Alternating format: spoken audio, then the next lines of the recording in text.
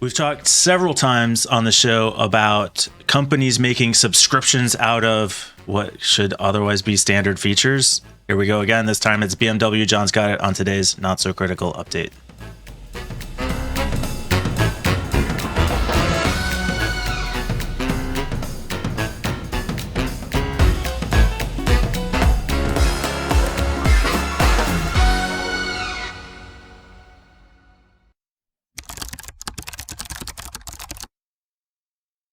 We've talked about, I think, or at least it's been suspected that car manufacturers are going to start doing this, but BMW has pulled the trigger on subscriptions for heated seats.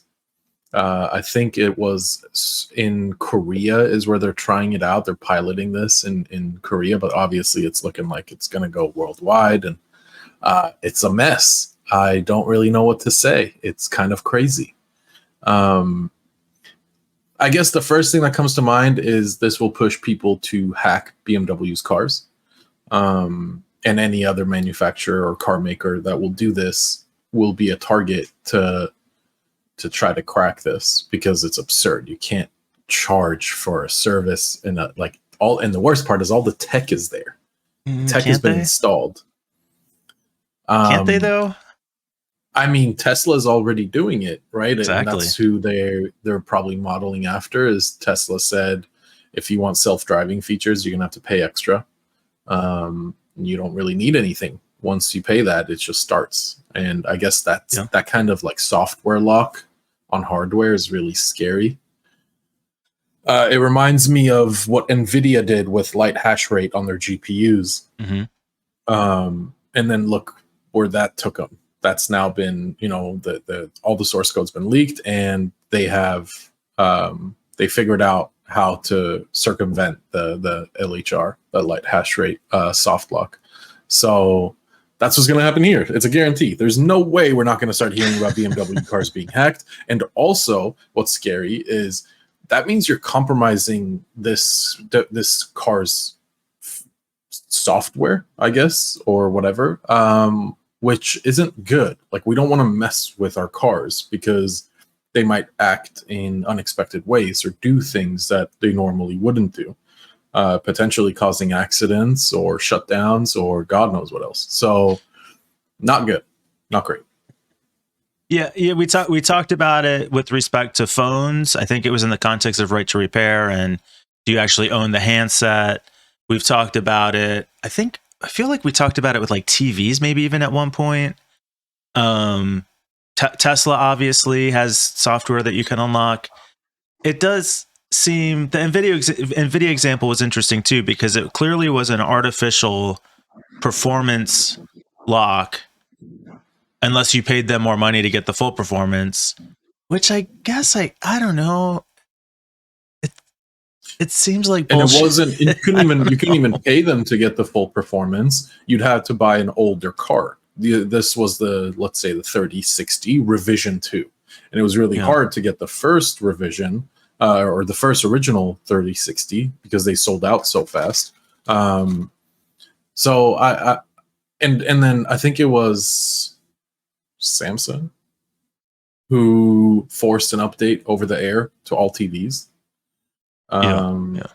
Is I think what it was. Like these, it just feels like in this case specifically, it feels really weird because I've bought the car, and when companies do this, it feels like the ownership of the vehicle is being taken away from me. Yeah. And we're used to it with software. We buy software, subscribe to web services, and you pay more to get more features unlocked. It's essentially the same thing, but if I bought the car, I feel like I should own all the features, not have to buy the car and then pay to unlock features that are already clearly in there. It's not like even I'm saying, I want to upgrade to a bigger engine, or I want to upgrade to special floor mats or something like that, where you're actually getting a new thing to put in there. And it really is the psychological piece. Like, it's a valid business model. It helps you if you want to not pay for something you're not going to use, then this works out great for you.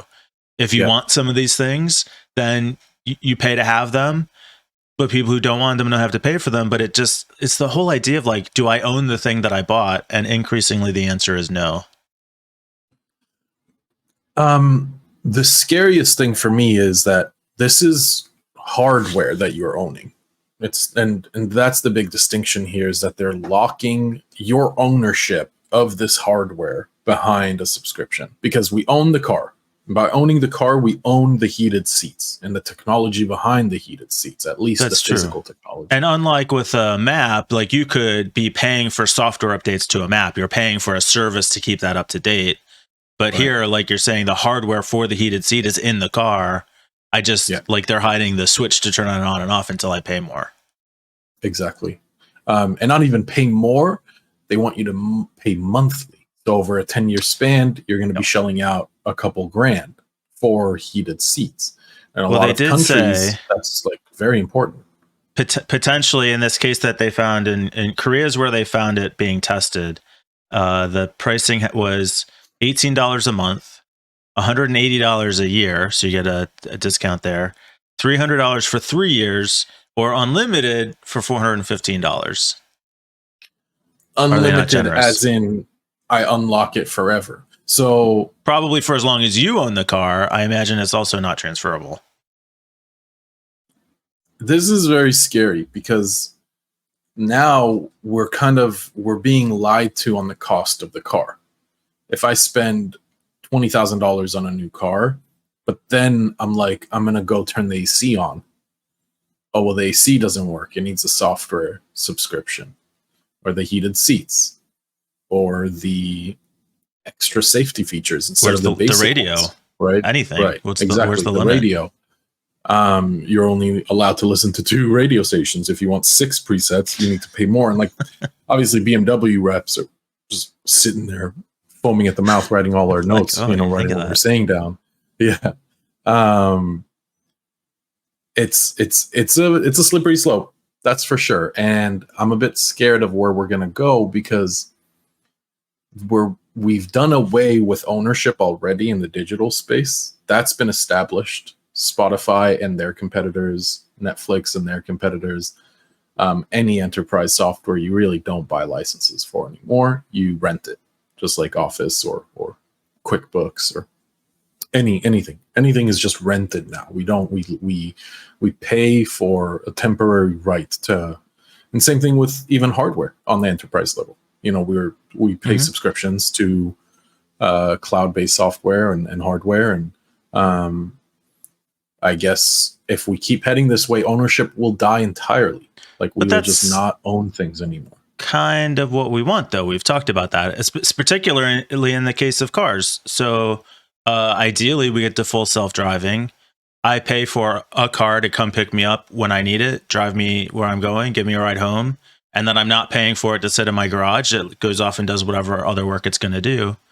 That's kind of the dream, right? Yes and no, just because that feels like it could fail very quickly. Take the scooters, the rented scooters of, the all these startups that started just dumping scooters, electric scooters on various cities. They failed so fast because the model just didn't. Company who did that? I don't remember their name. There's a couple of them. But like, the biggest issue was it wasn't sustainable because of the battery depletion. These scooters' lives weren't lasting long enough to pay for themselves or something. Plus, like, operating cost and all that good stuff. And people were stealing them, and people were stealing them and dumping them, and it was just a whole mess. Like, so much so that some cities like put a ban on these scooters because people can walk on the sidewalk. They were becoming a danger to public safety. I guess I'm a bit scared of these new forms of, I don't know what to call it, subscription models, because I like the convenience of having my car. If there is an event, whatever that event is, could be a good event, could be a bad event, whatever event, all of a sudden it's just like Uber, where I order a car to go 5 miles and it wants instead, it's like, oh, well, actually a bunch of people want a car now. So not only do you have to wait 20 minutes, but you also need to pay 5x the original cost to have this car come pick you up, even though I'm on a subscription, because supply and demand. And if they can artificially, go ahead. It's going to be annoying also that you negotiated for the price of this car, and now even after you got through that part of the negotiation, you have then this whole other thing of premium atoms that you got to take on. So it's almost like, I mean, maybe it's primarily about hiding the cost. Just anything you can, like heated seats seems like such a weird one though. I'll tell you, in colder countries, like in Sweden, if your car doesn't have heated seats, you're not going to work. Sure, but what they're saying is it's cheaper for them to put heated seats in every car. I mean, that's what it comes down to. It's cheaper for them to put it in every car and let you decide whether you turn them on or not than to just they're not a premium upgrade. They're just something that they have to put in every car. Locking and unlocking the feature is just pure. I'm moving on to the other side where I'm more against this now. And especially in this case, if I was paying for a software update, if I was paying for map upgrades, if I was paying for something that needed to be updated and I was paying for that maintenance, I get it. Right. But here in this case, all I'm paying for is something that I already bought anyway, which is the stupid electric seats. Yeah, now I'm getting more irritated about this. And this technology is not new, right? Like we've been heating seats for 40 years. The heated seats has not been... Yeah. It's not like it's a new bleeding edge technology here. I'm pretty sure if my pseudoscience is correct, it's literally just a coil heating up to a certain degree and then disconnecting and then reconnecting and disconnecting and reconnecting and keeping that same temperature that you want, whatever that might be. So like really, I feel like we're getting ultra shafted by BMW. Yeah. We'll see how this goes. I cannot imagine it. I've been very pessimistic on this show. So I will say that I bet people will pay for this, but I don't agree with it. Sure. I imagine they will. It's already, I mean, we see it. There's HomeLink, which lets you connect like your garage door openers and stuff. That's a premium service. Some of the navigation stuff is premium service. The ability to turn a piece of hardware on and off really annoys me more than any of those other things. What were some of the other? Well, XM radio, right? XM radio was a premium feature. Safety camera, driving assistance. Oh, really? Okay. Front seat heating, high beam assistant, iconic sounds sport. I don't know what that is. High beam assistance. Yeah, this is I think this was actually mentioned in a previous story. It will automatically turn the high beams on and off if somebody's approaching you. So I mean, you could even argue that's a safety feature, yet you got to pay $10 or pounds or whatever those are. So I feel this is it's coming. There's nothing we can do about it. It's stupid. It sucks. Like, I don't know. It's like the worst of technology. Yeah, I'm not a big fan. And then on your one final thing, I guess, is I don't want to shit on paying for self-driving. I understand that it's a continuous cost, just like with a map that needs constant updating and refreshing. This is static.